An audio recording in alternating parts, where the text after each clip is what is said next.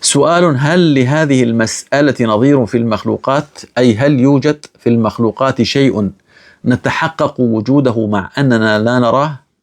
الجواب: نعم، وذلك كالروح، فإن نحكم بوجودها. هذا أحد الأساتذة كان يقول للطلاب يعني أنتم هل ترون الله؟ يقول لا. يقول إذن الله غير موجود. فقام طالب من الطلاب قال: أستاذ، هل أنت عاقل؟ قال: نعم. قال: أين عقلك؟ نحن لا نرى عقلك، إذن أنت مجنون. الآثار التفكير يعني هذه الآثار تدل أن لك عقل يعني، لكن العقل لا تراه. فهذا الكون دليل الكون هذا هنا له صانع. نعم.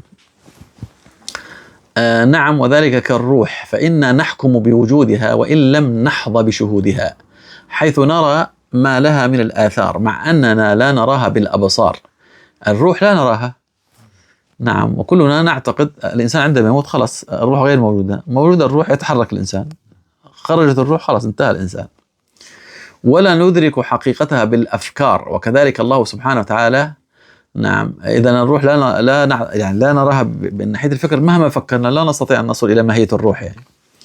وكذلك الله سبحانه وتعالى فإنه وإن لم نره بأبصارنا ولم ندرك حقيقة ذاته بأفكارنا، نجزم بوجود ذاته الموصوفة بصفات الكمال، نظرا لما نرى من آثار صنعه البديع سبحانه وتعالى، الشاهد بلسان الحال والمقال. طيب،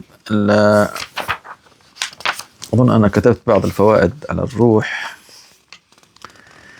نعم، قال العلماء: الروح هي جسم لطيف مشتبك بالبدن اشتباك الماء بالعود الأخضر. نعم. ولا تخض، قال اللقاني في الجوهرة: ولا تخض في الروح إذ ما ورد نص من الشارع لكن وجد لمالك هي صورة كالجسد فحسبك النص بهذا السند.